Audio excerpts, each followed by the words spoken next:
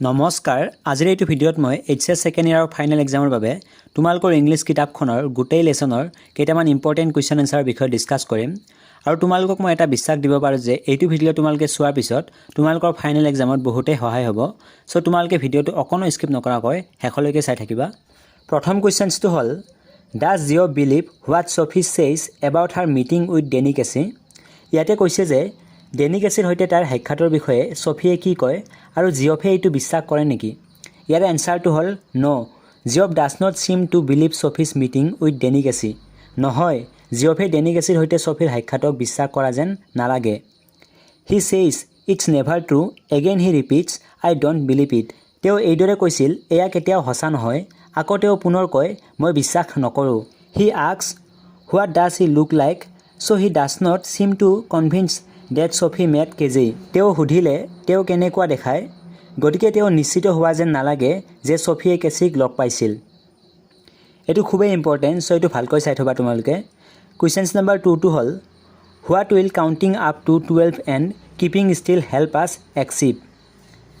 তো ইয়াতে কৈছে যে কিহে 12টা লৈকে গণনা কৰিব আৰু এতিয়া আমাক প্ৰাপ্ত কৰাত সহায় কৰিব ইয়াতে অৰ দিয়া আছে অৰ্থাৎ দুটা কোৱেশ্চনস একে ইয়াৰ এনসাৰো সেম হ'ব How will counting up to 12 and keeping still help us? ইয়াতে কৈছে যে 12টা লৈকে গণনা কৰা আৰু এতিয়াও ৰখাটোৱে আমাক কেনেকৈ সহায় কৰিব এই দুটা কোৱেশ্চনৰ এনসাৰ সেম হ'ব সো তোমালোকৰ ইয়াতে যিকোনো এটা আইলে এই এনসাৰটোৱে তোমালোকে লিখি দিবা ইয়াৰে এনসাৰটো হ'ল The poet urges us counting up to 12 and keeping still কবিজনে আমাক 12টা লৈকে গণনা কৰিবলৈ আৰু স্থিৰ হৈ থাকিবলৈ অনুৰোধ কৰে Perhaps 12 here represents the 12 hour marks on the clock সম্ভৱত ইয়াৰ 12 ঘড়ীৰ 12 ঘণ্টাৰ চিহ্ন প্ৰতিনিধিত্ব কৰে Most of the ills and troubles of the world are caused because of our rush and hurry পৃথিৱীৰ বেছিভাগ অসুস্থতা আৰু সমস্যা আমাৰ খৰধৰৰ কাৰণে হয় Keeping still will give us the necessary respite for peace স্থিৰ হৈ থাকিলে আমাৰ শান্তিৰ বাবে প্ৰয়োজনীয় অৱকাশ দিব Question number 3 টো হ'ল What is the childish longing that the poet refers to why it is vain ইয়াতে কৈছে যে কবিয়ে উল্লেখ কৰা হেকুলভ আকাংক্ষা কি এইটো কিয় বৃথা ইয়াৰ এনসাৰটো হ'ল The poet thinks that the persons who are running the roadside stand suffer from a childish longing কবিজনে ভাবে যে ৰাস্তাৰ কাষত দৌৰি থকা ব্যক্তিসকলে হেকুলভ আকাংক্ষাত ভুগিছে They are always expecting customers and waiting for their prospective customers তেওঁলোকে সদায় গ্ৰাহকক আশা কৰি থাকে আৰু তেওঁলোকৰ সম্ভাৱ্য গ্ৰাহকৰ বাবে অপেক্ষা কৰে They become sad when no one turns up যেতিয়া কোনো উপস্থিত নহয় তেতিয়া তেওঁলোক দুখী হৈ পৰে They are always waiting to hear the squeal of brakes the sound of stopping car but all their effort go in vain তেওঁলোকে সদায় ব্ৰেকৰ চিঞৰ ৰৈ থকা গাড়ীৰ শব্দ শুনিবলৈ অপেক্ষা কৰি থাকে কিন্তু তেওঁলোকৰ সকলো প্ৰচেষ্টা ব্যৰ্থ হয় সো এইটো ভেৰি ইম্পৰ্টেন্ট এইটো ভালকৈ চাই থবা তোমালোকে এক্সামৰ বাবে কোৱেশ্চন নম্বৰ 4 টো হ'ল What was the play of the folk who had put up the roadside stands ইয়াতে কৈছে যে পথৰ কাষৰ ষ্টেণ্ড স্থাপন কৰা লোকসকলৰ অনুৰোধ কি আছিল ইয়াৰ এনসাৰটো হ'ল The rural folks of pleaded pathetically for some customers to stop by and buy some their goods গ্ৰাম্য লোকসকলে কিছুমান গ্ৰাহকক তেওঁলোকৰ কিছুমান সামগ্ৰী ৰখাবলৈ আৰু ক্ৰয় কৰিবলৈ কৰোণভাৱে অনুৰোধ কৰিছিল City folks used to pass by on this road and hence the rural folk set up the roadside stand to attract their attention and sell their goods চহৰৰ লোকসকলে এই ৰাস্তা পাৰ হৈ গৈছিল আৰু হেহে গ্ৰাম্য লোকসকলে তেওঁলোকৰ মনোযোগ আকৰ্ষণ কৰিবলৈ আৰু তেওঁলোকৰ সামগ্ৰী বিক্ৰী কৰিবলৈ পথৰ কাষত ষ্টেণ্ড স্থাপন কৰিছিল কোৱেশ্চন নম্বৰ 5 টো হ'ল List the thing of beauty mentioned in the poem জীৱনত আনন্দ যোগ দিয়া সৌন্দৰ্যৰ যিকোনো চাৰিটা বস্তু উল্লেখ কৰা ইয়াৰ এনসাৰটো হ'ল Every little or big thing of nature is a thing of beauty and source of pleasure প্ৰকৃতিৰ প্ৰতিটো সৰু বা ডাঙৰ বস্তু সৌন্দৰ্যৰ বস্তু আৰু আনন্দৰ উৎস The sun, the moon, trees old and young and daffodil flowers are all things of beauty so are small streams with clear water mass of ferns and blooming marks roses they are constant sources of a joy and pleasure সূৰ্য চন্দ্ৰ পুৰণি আৰু ডেকা গছ আৰু daffodil ফুল সকলোবোৰ সৌন্দৰ্যৰ বস্তু তেনেদৰে পৰিষ্কাৰ পানী ফাৰ্ণৰ ভৰ আৰু ফুলি থকা কস্তুৰী গোলাপৰ সৈতে সৰু সৰু ফুট এইবোৰ নিৰন্তৰ আনন্দ আৰু আনন্দৰ উৎস কোৱেশ্চন নম্বৰ 6 টো হ'ল How is a thing of beauty a joy forever সৌন্দৰ্যৰ বস্তুটো কেনেকৈ চিৰদিনৰ বাবে আনন্দদায়ক or What does a thing of beauty do for us সৌন্দৰ্যৰ এটা বস্তুৱে আমাৰ বাবে কি কৰে এই দুয়োটা কুৱেশ্যন সেমে আৰু ইয়াৰ এনসাৰো একে সো এই দুয়োটা কুৱেশ্যনৰ যিকোনো এটা আহিলে তোমালোকে এই এনসাৰটোৱে লিখি দিবা ইয়াৰ এনসাৰটো হ'ল John Keats a great romantic poet considers that a thing of beauty is a joy forever John Keats নামৰ এজন মহান ৰোমান্টিক কবিয়ে বিবেচনা কৰে যে সৌন্দৰ্যৰ বস্তু এটা চিৰদিনৰ বাবে আনন্দদায়ক it is a constant source of happiness and pleasure এইটো সুখ আৰু আনন্দৰ এক নিৰন্তৰ উৎস a thing of beauty is never developed it never passes into nothingness ইয়াত প্ৰেমৰ প্ৰত্যেক মুহূৰ্ততে বৃদ্ধি হয় সৌন্দৰ্যৰ বস্তু এটা কেতিয়াও অৱমূল্য নহয় ই কেতিয়াও শান্ত হৈ নাযায় এইটো খুবেই ইম্পৰ্টেণ্ট আছে সো এইটো ভালকৈ চাই থবা এতিয়া আহা কুৱেশ্যন নম্বৰ 7 টো লৈ কুৱেশ্যন নম্বৰ 7 টো হ'ল name the things of nature that are constant source of beauty প্ৰকৃতিৰ বস্তুবোৰৰ নাম কি যিবোৰৰ সৌন্দৰ্য নিৰন্তৰ উৎস ইয়াৰ এনসাৰটো হ'ল the beauties of nature are endless প্ৰকৃতিৰ সৌন্দৰ্য অন্তহীন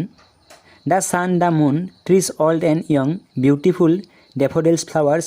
green surrounding are some of such beautiful things সূৰ্য চন্দ্ৰ গছ পুৰণি ডেকা ধুনীয়া ডেফোডিল ফুল চাৰিওফালে সেউজীয়া এনে কিছুমান সুন্দৰ বস্তু similarly small streams of clear water green ferns thickets and musk roses are some other thing of beauty এনেদৰে পৰিষ্কাৰ পানী সেউজীয়া ফাৰ্ম জোপোহা আৰু কস্তুৰী গোলাপৰ সৰু সৰু হুডবোৰ হৈছে সৌন্দৰ্যৰ আন কিছুমান বস্তু all such things of beauty are a constant source of joy for us সৌন্দৰ্যৰ এনে সকলোবোৰ বস্তু আমাৰ বাবে এক নিৰন্তৰ আনন্দৰ উৎস সো এইটো খুবেই ইম্পৰ্টেণ্ট এইটোও ভালকৈ চাই থবা কুৱেশ্যন নম্বৰ 8 লৈ আগবঢ়াৰ আগতে তোমালোকৰ সৰু এটা ৰিকুৱেষ্ট তোমালোকৰ যদি কোনোবাই প্ৰথমবাৰৰ বাবে এই চেনেলটোক ভিজিট কৰিছা তেতিয়াহ'লে এই চেনেলটো ছাবস্ক্ৰাইব কৰি থবা আগলৈ এনেকুৱা ধৰণৰ ইনফৰ্মেটিভ ভিডিঅ'সমূহৰ বাবে সো এতিয়া আমি কুৱেশ্যন নম্বৰ 8 টো চাওঁ Why is Rajkumar Shukla described as being resolute? ইয়াতে কৈছে যে ৰাজকুমাৰ শুক্লা কিয় দৃঢ় বুলি বৰ্ণনা কৰা হৈছে ইয়াৰে এনসাৰটো হৈছে ৰাজকুমাৰ শুক্লা wanted Gandhi to take up the case of the poor peasants in Champaran ৰাজকুমাৰ শুক্লাই বিচাৰিছিল যে গান্ধীয়ে চম্পাৰণত দৰিদ্ৰ কৃষকসকলৰ কাৰণে সহায় কৰক He met Gandhi in the Lucknow sessions of Congress তেওঁ কংগ্ৰেছৰ লক্ষ্ণৌ অধিৱেশনত গান্ধীক লগ কৰিছিল But Gandhi had many engagements if different parts of India কিন্তু গান্ধীৰ ভাৰতৰ বিভিন্ন প্ৰান্তত বহুতো ব্যস্ততা আছিল শুক্লা accompanied Gandhi everywhere শুক্লাই গান্ধীৰ সৈতে সকলো ঠাইতে গৈছিল he waited till Gandhi was free Gandhi মুক্ত নোহোৱালৈকে তেওঁ অপেক্ষা কৰিছিল Gandhi was impressed by his tenacity and finally went to with him Gandhi তেওঁৰ দৃঢ়তাৰ দ্বাৰা প্ৰভাৱিত হৈছিল আৰু অৱশেষত তেওঁৰ সৈতে গৈছিল সো এইটো ভেৰি ভেৰি ইম্পৰ্টেণ্ট এইটো ভালকৈ চাই থবা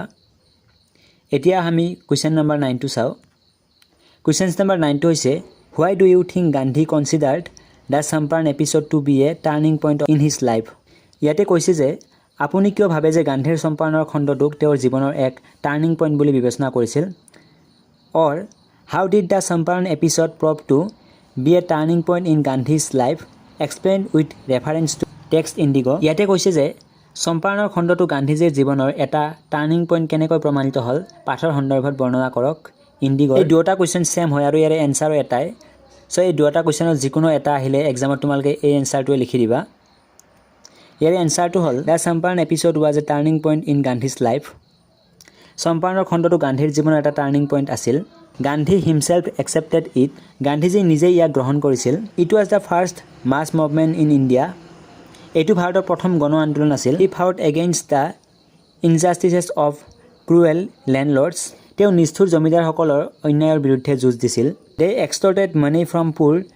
sharecroppers তেওঁলোকে দৰিদ্ৰ অংশীদাৰসকলৰ পৰা ধন সংগ্ৰহ কৰিছিল but Champaran did not begin as an act of defence কিন্তু চম্পাৰণে অবাধ্যতাৰ কাম হিচাপে আৰম্ভ কৰা নাছিল the movement grew out of Gandhi attempt to remove the distresses of thousands of poor peasants হাজাৰ হাজাৰ দৰিদ্ৰ কৃষকৰ দুখ দূৰ কৰাৰ বাবে গান্ধীৰ প্ৰচেষ্টাৰ ফলত এই আন্দোলন বৃদ্ধি পাইছিল it was a typical Gandhian movement এইটো এটা সাধাৰণ গান্ধীবাদী আন্দোলন আছিল সো এতিয়া আমি কুৱেশ্যন নম্বৰ 10 টো চাওঁ where was it most likely that the two girls would find work after school দুয়োজনী ছোৱালী স্কুলৰ পিছত কাম বিচাৰি পোৱাৰ সম্ভাৱনা ক'ত আছিল এইটো গোয়িং প্লেচেছৰ হয় সো এইটো খুবেই ইম্পৰ্টেণ্ট তোমালোকে এইটো ভালকৈ চাই থবা ইয়াৰ এনসাৰটো হ'ল there were only a few months left when both Sophie and Jansi would pass out from school মাত্ৰ কেইমাহমান বাকি আছিল যেতিয়া Sophie আৰু Jansi দুয়ো স্কুলৰ পৰা ওলাই যাব Jansi knew that they were both are market for the biscuits factory Jansi জানিছিল যে তেওঁলোক দুয়ো বিস্কুট কাৰখানাৰ বাবে নিৰ্ধাৰিত আছিল it was also possible that they could get some work in a shop.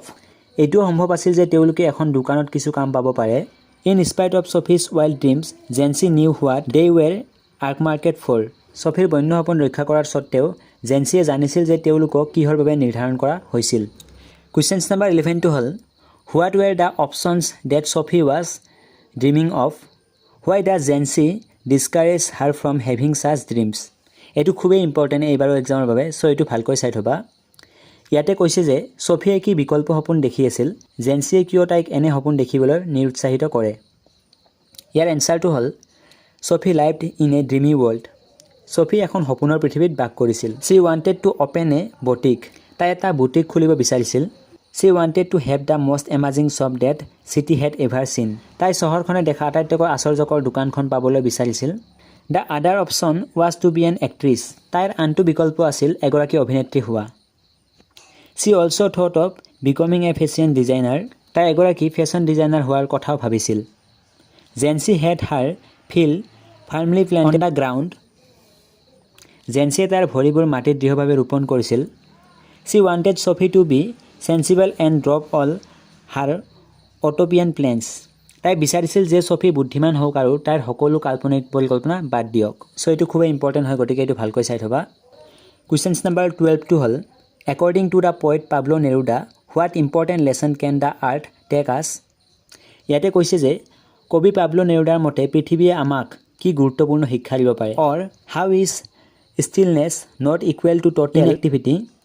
Why does Neruda say I went no track with death? আৰু ইয়াতে কৈছে যে স্থিৰতা কেনেকৈ সম্পূৰ্ণ নিষ্ক্ৰিয়তাৰ সমান নহয়। নেৰুদাই কিয় কয় মই মৃত্যুৰ সৈতে কোনো ট্ৰাক নিবিচাৰোঁ।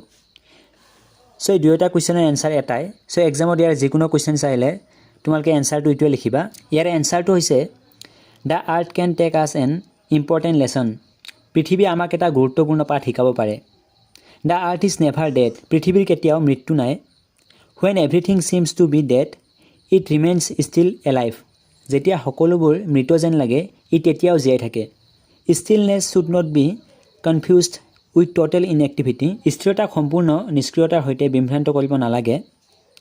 Life goes on as usual. জীৱন সদায়ৰ দৰে চলি থাকে। The poet does not advocate for total inactivity, idleness and has no